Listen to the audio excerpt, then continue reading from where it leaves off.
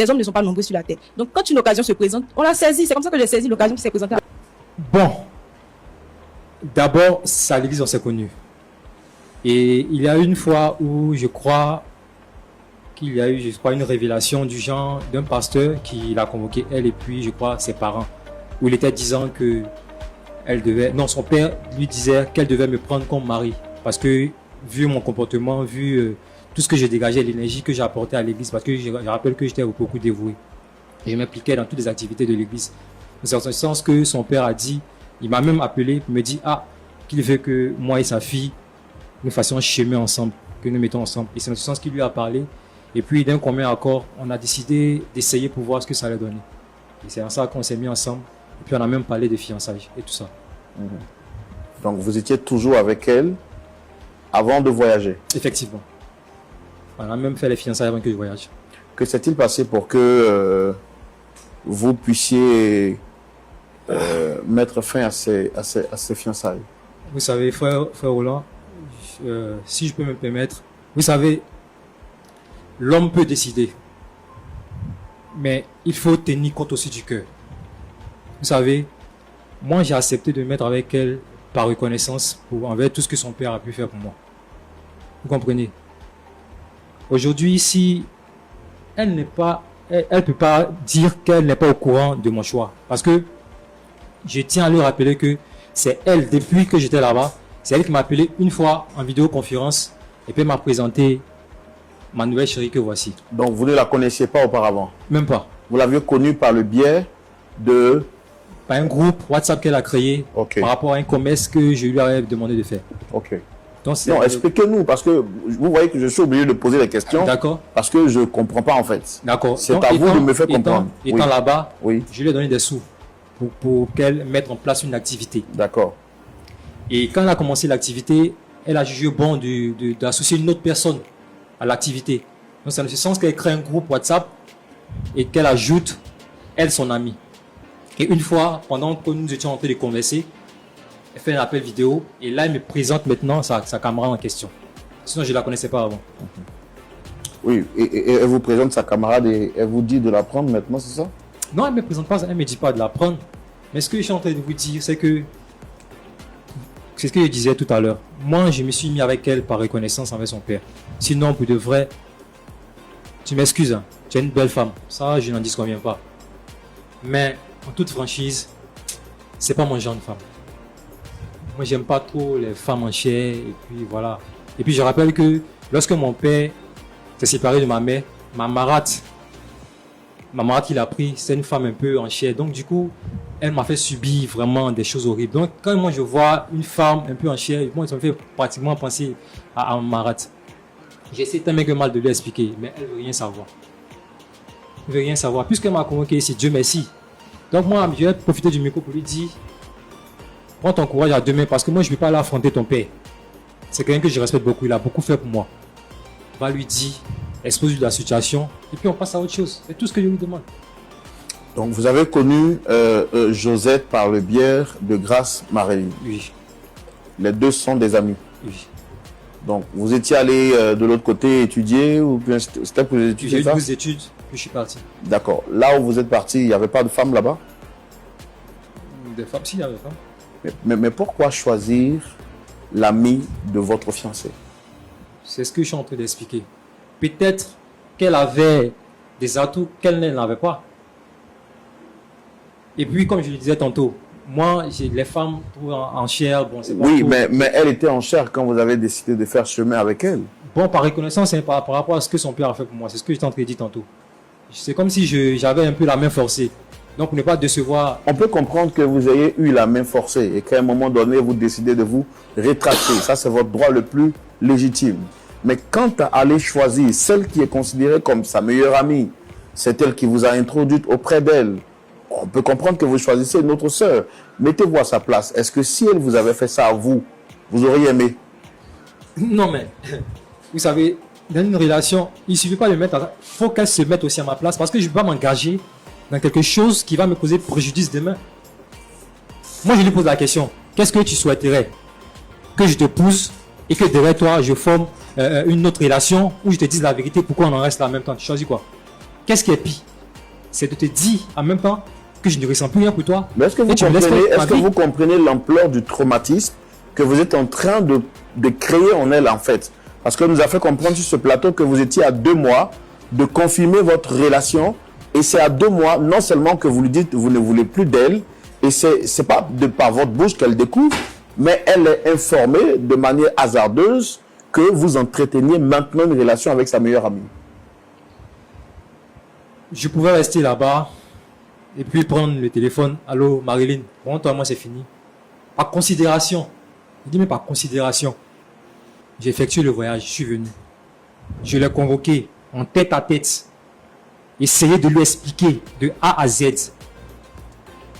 Avec des pardons à l'appui. Je ne peux pas faire autrement. Je ne peux pas me mettre avec quelqu'un que j'aime plus. Et ça, pour ça, je lui demande. S'il y avait une main en genou, je lui demande pardon pour ça. Mais je ne peux pas. Mon cœur n'est plus là-bas. Je fais comment? C'est ce que je suis en train de lui expliquer. D'accord. Dame Josette, Oui. vous avez quelque chose à dire par rapport à ce qui vient d'être dit sur ce plateau? Ce que je peux dire, c'est lui dire Yako, parce que le cœur ne choisit pas. Le cœur a ses raisons que la raison ignore. Comment vous aviez connu M. Stéphane? C'est grâce au groupe qu'elle a créé. Je lui dis merci pour ça même. Et vous saviez qu'elle était en relation avec lui? Oui, mais nous sommes des jeunes filles. Tout le monde aspire au mariage. Il faut lutter pour se marier, donc j'ai fait ma part de lutte. Est-ce que le mot loyauté vous dit quelque chose? Le mot loyauté, honnêteté, sérieux, transparence, reconnaissance, tous ces mots que je viens de citer qui sont sûrement de la même famille. Est-ce que ce sont des mots que vous avez déjà entendus? Si. Et ça ne vous dit rien? Bah, souvent, on fait comme si ça n'existait pas. Au nom de l'amour, vous avez préféré C'est ça. piétiner votre relation avec votre ami? L'amour prime. Et est-ce que vous aurez aimé qu'on vous traite ainsi? Mettez-vous un peu à sa place. Elle aussi, elle doit se mettre à ma place. Non. Parce que depuis que je la connais, c'est elle le modèle. C'est elle que tout le monde remarque, que tout le monde regarde. Si aujourd'hui j'ai mon heure de gloire, j'en profite. Et votre heure de gloire doit paraître dans elle, son heure de gloire. Si c'est ce qui est possible, on fait avec. Madame, Oui. nous ne sommes pas dans une pièce de théâtre. Ce que nous sommes en train de vivre là, c'est une personne qui a le cœur déchiré. C'est une réalité. C'est une scène réelle. Vous êtes une femme, vous avez un cœur. À 2 mois de votre mariage, vous apprenez que votre meilleur ami vient de prendre votre mari. Comment vous vous sentez en tant que femme? Je ne veux pas rentrer dans les sentiments. Les choses sont déjà faites. Moi et Stéphane, on va se marier. C'est tout ce qui compte. Plus rien ne compte pour moi.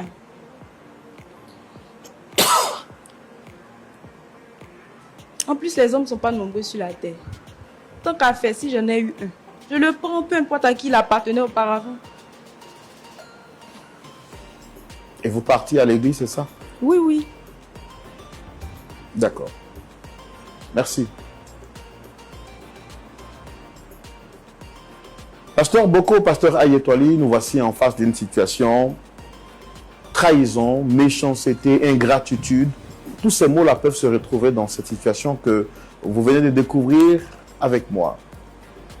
La parole de Dieu est la vérité. Comment est-ce qu'on peut essayer de retrouver une solution face à ce cas assez délicat? J'ai envie de dire une équation à 3 inconnus. Marilyn s'est donnée de cœur joyeux. Elle s'est dit qu'en introduisant son ami dans son affaire, en lui apportant de l'aide, elle lui permettrait d'avoir de quoi se prendre en charge. Elle n'a pas eu peur, par naïveté bien sûr, de lui présenter son fiancé. Aujourd'hui, elle qui était la propriétaire se trouve par terre, comme la parole de Dieu lui dit. Les esclaves sont sur les chevaux et les princes sont à terre. À vous la parole, très cher pasteur Boko. Qu'est-ce que vous avez à nous dire?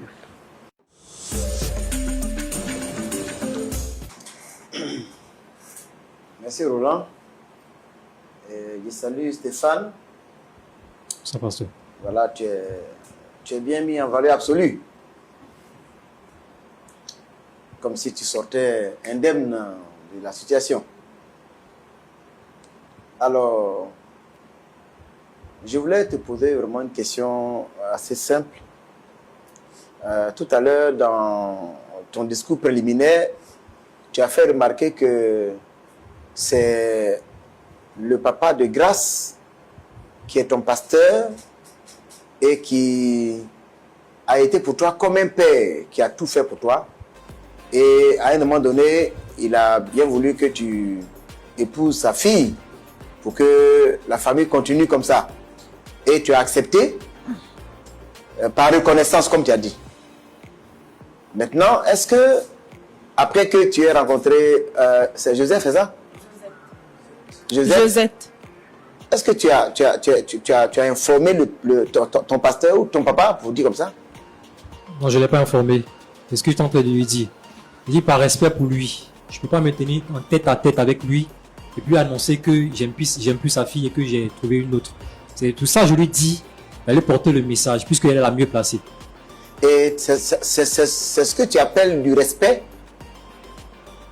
Bon, je pense que c'est Que le de mieux qu'il y a à vouloir faire. accepter une proposition qu'une personne que tu respectes. Et puis à un moment donné, tu dis tu ne veux plus avancer par rapport à la proposition qu'il t'a faite. Et puis tu restes de loin pour dire à sa fille d'aller lui dire. Non, mais quand j'envoie sa fille pour aller lui dire, cela ne veut pas dire que de ma position, je ne vais rien faire. Lorsqu'elle va, c'est un pas qu'elle fait. Et moi, je fais le deuxième pas. Qu'est-ce que tu comptes faire? Après qu'elle ait parlé à son père, moi, je me range chez son père et puis j'étale les faits et puis on en parle. Parce que j'ai entendu lui dire, je ne vais pas me permettre dans une première position d'aller voir le père directement. C'est à elle de parler à son père.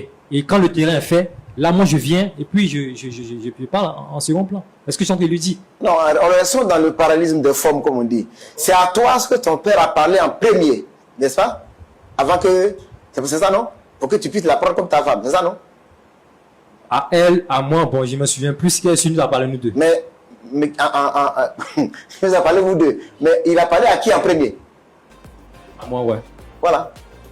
Et puis maintenant, toi, tu veux que c'est elle qui aille dire à son père que Stéphane ne veut plus de la relation. Bon, moi, je pense que c'est le mieux qu'il y a à faire. Tu fuis tes responsabilités ou bien tu penses que c'est le mieux qu'il y a à faire? Bon, si on peut appeler ça comme ça, fumer la responsabilité, j'accepte, mais moi, je pense que c'est à elle d'aller parler à son père et puis ensuite, moi, je viens en second plan. Avant de revenir à Josette, pardon,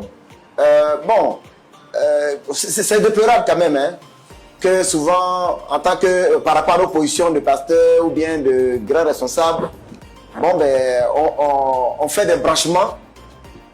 On fait des branchements comme ça. Et puis après, bon, ben, souvent, on n'a pas bien fait le volet sécurel. Et puis, ça donne ce que ça donne là.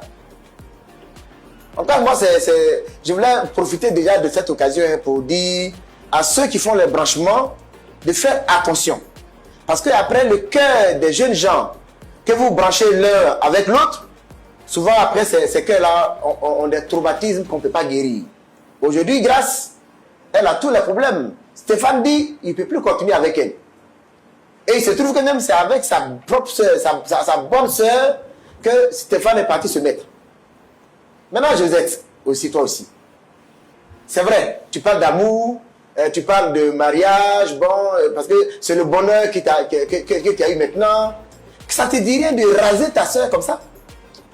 Elle n'est pas ma soeur. Elle n'est pas ta soeur en Christ? Non, en Christ. Mais elle a peut-être dit, elle est fille unique. Moi aussi, j'ai ma famille. Elle n'est pas ma soeur, donc il n'y a pas de souci à se faire. Tu la reconnais au moins comme ta meilleure amie? Oui. Et tu sais un peu dans quelles circonstances elle t'a mis dans le groupe, c'est ça? Oui. Et puis par derrière, tu la rases. C'est pas moi qui ai fait le premier pas. C'est Stéphane qui m'a contacté en Tu premier. étais bien informé que Stéphane était en relation avec elle, ça? Oui, oui. Et puis ça t'a rien dit quand il vient vers toi pour te prendre comme sa femme? Comme je l'ai dit tantôt, on se bat toutes pour le mariage. Les hommes ne sont pas nombreux sur la terre. Donc, quand une occasion se présente, on la saisit. C'est comme ça que j'ai saisi l'occasion qui s'est présentée à moi. Donc, pour toi, la fin justifie les moyens? Bien sûr. Et ça, tu dis que tu es chrétienne comme ça? Oui. Stéphane était avec Grâce. Il dit que Grâce, elle est en chair. Et que lui n'aime pas les femmes qui sont en chair. Je pense que ce n'est pas toi seulement qui n'est pas en chair, hein, dans ce monde-là. Ça a été laissé Grâce parce qu'elle est en chair. Et qu'il t'a prise parce que toi, tu es une forme filiforme, tu es une forme guêpe maçon. Mais tu dois savoir que ce n'est pas toi seul qui as cette femme-là. Tu es conscient de ça au moins? Oui, Mais ça veut dire que demain, quand il va trouver une autre qui a la même forme que toi et qui est un peu plus méchante que toi, c'est clair parce qu'on dit le chien ne change pas sa façon de s'asseoir. Parce Je que veux que tu réfléchisses à deux fois. Attends, mon frère, tu m'écoutes d'abord. Je veux que tu réfléchisses par deux fois avant de t'engager dans cette relation.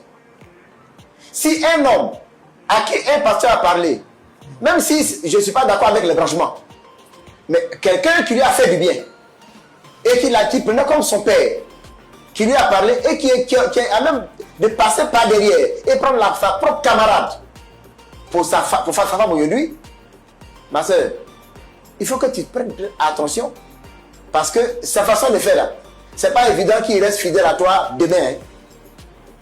Il faut que aujourd'hui là, tu danses. Parce que tu as trouvé pour toi. Tu dis, bon, la fin justifie les moyens. Mais il faut que tu réfléchisses très bien par deux fois.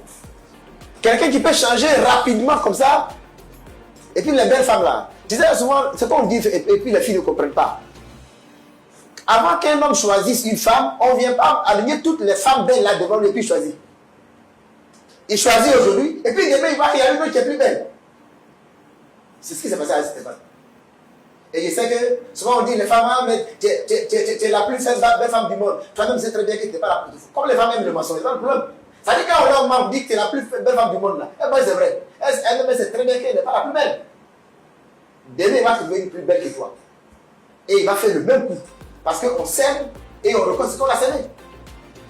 Je veux que tu es jeune. Tu as de l'avenir devant toi. Et puis celle-là, c'est ta soeur. C'est du bien qu'elle voulait pour toi. Voilà pourquoi elle t'a incorporé dans son commerce. Même si la façon dont ils se sont rassemblés, ils se sont rencontrés là, bon, il y a des jeunes, mais il ne faut pas te mettre au milieu de cette relation-là. Ah, moi je suis bien installée. Tu as l'impression que tu es bien installé. Mais tout ce que je te dis là, souvent on dit non, le mariage là, ça rend aveugle. Mais ce qui est bon, l'amour aveugle, comme on dit, mais ce qui est bon là, le mariage là, au moins il rend bon. Il va ouvrir un de tes yeux. Un homme qui fait comme ça, il ne faut pas penser qu'il va changer demain. Donc, en tout cas, Roland, Oui. moi je voulais vraiment dire à notre fille Josette, pardon, je discuter avec un peu ton nom, je veux que tu réfléchisses bien. Stéphane, bon, tu es un beau garçon et tout ça, et puis bon, tu t'es battu pour l'avoir parce qu'il te montre qu'il t'aime et tout ça, mais la façon il a commencé là, il ne va pas changer demain. Dans le processus de maintenant, on appelle ça le bon sens. Le bon sens. C'est une question de réfléchir sérieusement. Un homme qui fait comme ça, qui peut abandonner la relation aussi facilement, on doit penser que ça va être fidèle. Et même quand tu vas faire un enfant, et puis derrière même, tu connais sa maman? Bien sûr. Tu as une famille sa maman? Bien sûr. Elle a quelle forme? Elle a la même forme, mais sa mesquini. Elle n'est pas un chien, c'est le juste milieu. C'est le juste milieu. Bien sûr. Maintenant, elle là, tu l'as prise comme ça.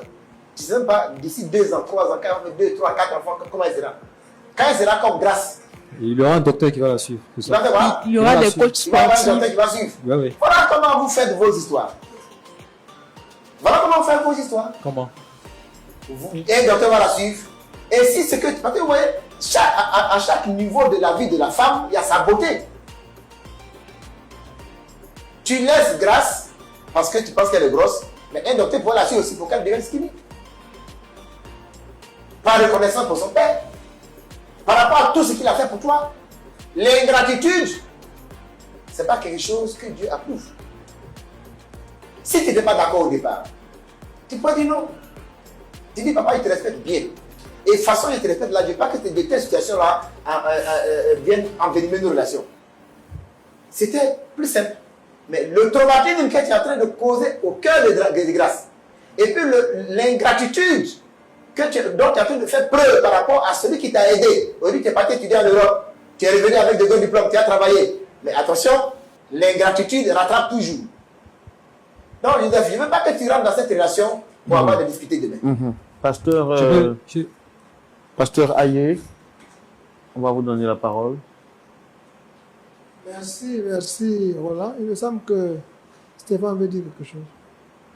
Je voulais aborder dans le sens de ce que le pasteur a dit tout à l'heure. Je vais poser la même question que j'ai posée à Marilyn et puis je vais avoir une réponse de vous. Vous aurez aimé que je parte jusqu'au bout avec elle, que je me marie et qu'après j'entretienne une autre relation ou je dise la vérité dès maintenant pour qu'on arrête. Entre dans les deux cas, quelle est la meilleure? Mais moi, je vais vous poser une question. C'est vrai que la réponse à une question n'est pas une question. D'accord. Elle devient la complication du dialogue. Pourquoi, même s'il est vrai que vous n'avez pas aimé Grâce, pourquoi c'est sa meilleure amie que vous partez prendre? Est-ce que vous